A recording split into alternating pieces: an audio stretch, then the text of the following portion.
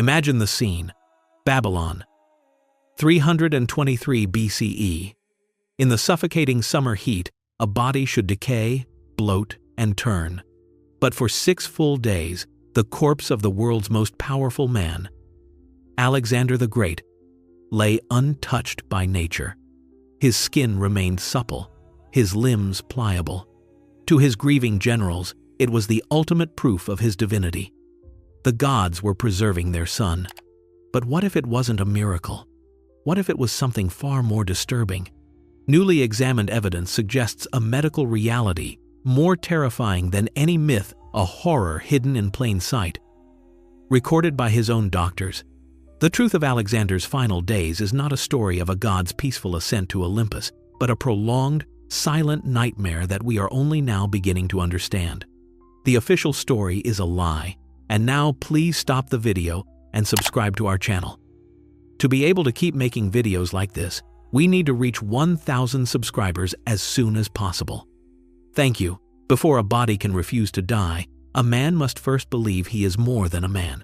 And Alexander was taught this from birth. He was the son of Philip of Macedon, a ruthless, one-eyed king who forged an empire with blood and iron. And Olympias, a queen steeped in dark mysticism, who whispered to her son that his true father was not Philip, but the great god Zeus himself. He was a boy tutored by Aristotle, the greatest mind of the age, who filled his head with philosophy and visions of destiny. But this was no ordinary king. To stand in his presence was to be confronted by a living paradox, a collection of physical anomalies that seemed to set him apart from all other mortals. His head, for instance, was said to be tilted permanently to one side, as if he were listening to a voice only he could hear. His eyes, according to the legends that swirled around him, were 2 different colors, one as dark as a starless night, the other as piercingly blue as the Aegean Sea. Even his scent was said to be unnatural, a pleasant fragrance that clung to his clothes and perfumed any room he entered. You have to understand, these weren't seen as defects. They were signs, markers of his divine uniqueness, proof that he was touched by the gods. They were the foundation of a myth he was building around himself, brick by horrifying brick. He had the story, the intellect, and the sheer physical presence of a demigod. But that was just the beginning. Soon, he would be given the power to make the entire world believe his story. And he would prove it not with words, but by doing something no one thought possible. By scarring the very face of the planet with the force of his will alone. It's one thing to believe you are a god. It's another to provide physical proof. And Alexander would offer his proof by taking on an enemy no one thought could be beaten. The island city of Tyre. It was a fortress on the sea, the master of the waves, mocking him from half a mile offshore. His generals advised him to leave it, that a land army could never take a naval power. But Alexander had a different idea. An idea so insane, his own engineers thought he was mad. He wouldn't sail to Tyre, he would walk. He would build a highway through the ocean itself. And so began one of the most brutal and ambitious engineering projects in human history. Can you picture it? The splintering crash of ancient cedars felled in the Lebanese mountains, the crack of whips, the groans of thousands of men hauling stone and earth. Day after day, you hear the sickening splash as they dump it into the sea, trying to build a land that wasn't there. And from the island, the Tyrians send everything they have. Fire ships ram your siege towers, catapults launch boulders that crush dozens at a time, and a constant rain of arrows falls from the sky. The water around the construction churns with blood and debris. For 7 months, this was hell on earth. But it worked. A causeway, 200 feet wide, stretched across the sea. His army marched over it and annihilated the city. But here is the truly shocking part. When the slaughter was over, the land remained. Over the centuries, sand and silt built upon his creation.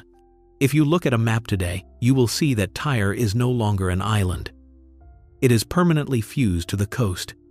He didn't just conquer Tyre, he erased it as an island. To do something like that requires more than just brute force. It requires a terrifying kind of intellect. a mind that can see violence as a form of geometry and rearrange the entire world to solve the equation. And that terrifying intellect, that ability to see violence as geometry, was about to be put to the ultimate test. At Gaugamela, the Persian king Darius had prepared the perfect trap. He found a massive plain, flat as a table, and had his men clear every rock, every bush, every obstacle. This wasn't a battlefield. It was a surgical theater, designed for his ultimate weapon, the scythed chariot. He outnumbered Alexander's exhausted army, perhaps 5-1, a vast sea of men waiting to swallow the Macedonians whole. Imagine standing there, watching that line of men that seems to stretch to the horizon. The first thing you notice is the sound, a low hum that grows into a physical roar from 250,000 throats. Then the ground begins to shake as the scythed chariots begin their charge, a wave of spinning steel and thundering hooves designed to turn infantry into pulp. And as the armies collide, they kick up a colossal, choking cloud of dust, a blinding fog that reduces the world to pure chaos, a nightmare of screams and shadows. This was the trap. But for Alexander, the chaos was the point. While everyone else was blind, he saw the battlefield with perfect clarity. He didn't charge straight ahead. Instead, he did something no one expected. He advanced his entire army at an angle, an oblique line, moving sideways as much as he moved forward. The Persian line, trying to keep him from getting around their flank, stretched to match his movement. They stretched farther and farther until their center became thinner, weaker, and then it happened. Exactly as he had calculated, a gap tore open in the Persian line, right next to Darius himself. It was a geometric proof written in blood. He had used the enemy's own strengths and the fog of war to create one perfect, fatal weakness. The victory was absolute, but what does a string of such impossible victories do to a man's soul? When you begin to believe the myth, when you think you are truly invincible, you become blind to the one enemy you can never defeat, your own limitations. But invincibility is a poison. When you truly believe you cannot be stopped, you forget that the men following you are only human.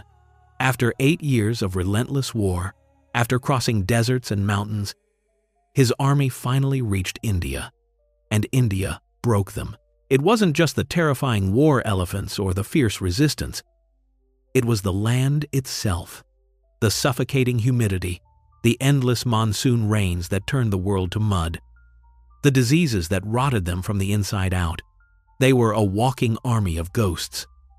Their bodies scarred, their spirits shattered, thousands of miles from the homes they hadn't seen in a decade.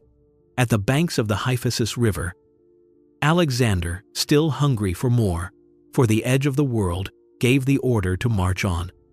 And for the first time in his life, his army said no.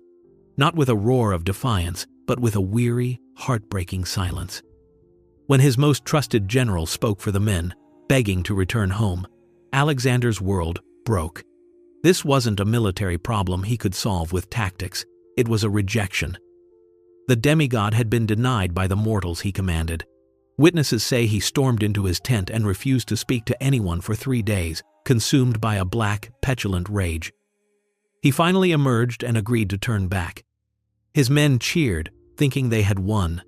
They were wrong. He had conquered the known world, but he could not conquer the wills of his own men. And in his silent fury, he would make a decision not of strategy, but of spite. A decision that would lead thousands to the most agonizing death imaginable. They thought they were going home. That was the cruelest joke of all. There was a safe route, a simple journey by sea where the fleet could supply them. Alexander knew this, but in his rage, he chose a different path. He chose the Gedrosian Desert, a vast, waterless wasteland that even the Persians considered impassable. It wasn't a route home, it was a death sentence, a 60-day punishment for their defiance. The horror began almost immediately. The sun wasn't just hot, it was a physical presence, a malevolent entity that baked the moisture from their bodies, blistering their skin and cracking their lips. Thirst became a living creature, a monster that haunted their every waking moment. You'd see veteran soldiers, men who had faced down Persian hordes, fall to their knees and dig with bleeding fingers into the scorching sand, praying for a drop of water, only to find hot dust or foul, salt-laced mud. Pack animals died first, then the people. Those who fell were left behind, a trail of bodies swallowed by the shimmering heat. Then came a horror of a different kind. One night, seeking shelter from the wind in a dry riverbed, a sudden, distant roar filled the air. A flash flood, a wall of water from a storm miles away, surged through the canyon without warning. It ripped through the camp in the darkness, sweeping away the exhausted women and children who followed the army, their screams swallowed by the churning water. Amidst this hellscape, a scout found a meager cupful of water and brought it to Alexander in his helmet. The entire suffering army watched him. Their swollen tongues stuck to the roofs of their mouths, and in a now legendary moment, he lifted the helmet and poured the precious water onto the sand. Was it leadership? A moment of shared suffering with his men? Or was it something darker, a final, theatrical gesture of despair in a nightmare of his own making? The men who finally staggered out of that desert were not conquerors. They were skeletal survivors of a self-inflicted wound. And the ordeal had broken something deep inside their king. A man who thinks he's a god doesn't handle failure well. And as he returned to civilization, that failure would curdle into something far more dangerous. Paranoia. That catastrophic failure in the desert did more than just kill his soldiers. It killed the myth of his own invincibility. The Alexander who returned to Babylon was not a conquering hero. He was a specter. A hollowed-out man haunted by the thousands of ghosts he had led to their deaths. The confidence was gone, replaced by a festering paranoia. He saw betrayal in every shadow, conspiracy in every whisper. And he lashed out with the fury of a cornered animal. He began a brutal purge, executing many of the governors and satraps he had left in charge, accusing them of corruption and disloyalty. Terror was the only tool he had left to hold his fracturing empire together, and the city of Babylon could feel it. The atmosphere became thick with a quiet, suffocating dread. In the corridors of power, his generals began to move like sharks circling blood in the water, their loyalty shifting, their ambitions growing. Rumors of poison plots slithered through the court, and the city's own priests, the Chaldean stargazers, saw nothing but doom in their prophecies. We know this because of a hidden record, a day-by-day account of the city's mood that has survived for over 2,000 years. The Babylonian astronomical diaries. These clay tablets weren't just star charts, they were the heartbeat of the city. And in the final months of Alexander's life, they record a string of terrifying omens, celestial events that the priests interpreted as a divine warning that the king's end was near. The man who thought he was a god was now living in a city that was actively predicting his death. He was weak, he was paranoid, and he was surrounded.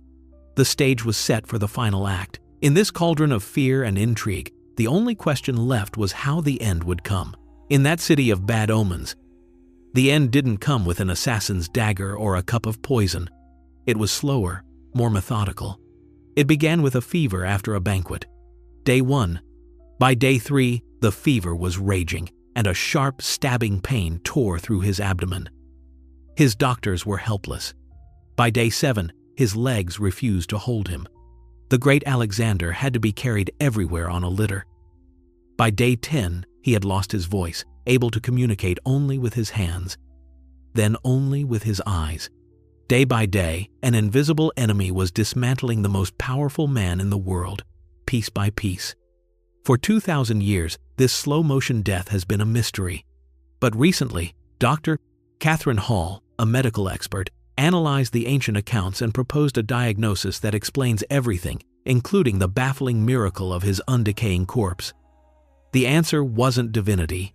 It was a rare autoimmune disorder called Guillain-Barré syndrome, where the body's own immune system attacks the nerves, causing a slow, creeping paralysis that starts in the feet and ascends upwards. And here is the absolute horror of that diagnosis. The paralysis doesn't touch the mind. He wasn't dead. He was trapped, a prisoner inside his own body, fully aware, but unable to move, unable to speak, unable even to make his chest draw breath in a way anyone could see. His men thought they were guarding a divine corpse for 6 days. They were actually watching a living man slowly, silently suffocate. The man who bent the world to his will died in the most terrifyingly human way imaginable, locked in the one place he could never escape. And once that body was finally, truly empty, it would become the most dangerous and sought-after relic in the entire world. With Alexander's last, silent breath, the man was gone, but the symbol remained. And in that hot, stinking room in Babylon, his generals, the men who had followed him across the world, didn't mourn for long. They immediately began to fight. They weren't fighting over ideals or territory. Not yet. They were fighting over the body itself, because they all understood one thing: whoever controlled the corpse of Alexander controlled the source of all legitimacy. His body had become a golden throne, a sacred relic that granted the right to rule. A magnificent funeral carriage was built to carry him home to Macedonia, but he would never make it. One of his closest and most cunning generals, Ptolemy, had other plans. As the grand procession made its way through Syria, Ptolemy ambushed it. It was a brazen act of betrayal, a hijacking of his dead commander's body. He stole the golden sarcophagus and diverted it to Egypt, the territory he had claimed for himself. There, in the city Alexander had founded, Alexandria, his body became the ultimate tourist attraction. For centuries, Roman emperors and dignitaries would make pilgrimages to gaze upon the preserved remains of the great conqueror. But then, sometime during the chaos and religious purges of late antiquity, the tomb and the body vanished without a trace. And here is the final, brutal irony.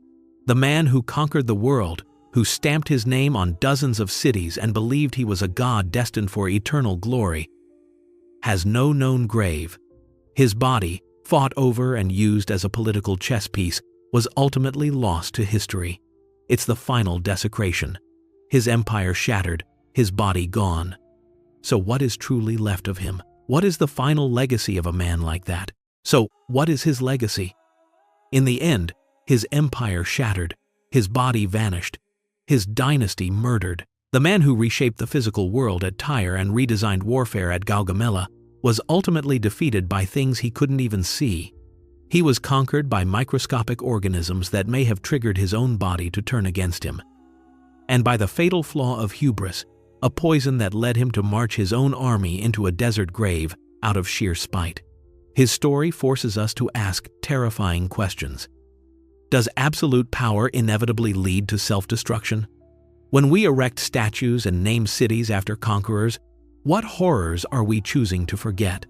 The thousands dead at Tyre, the legions lost to his rage in the desert, the trail of bodies that stretched from Greece to India.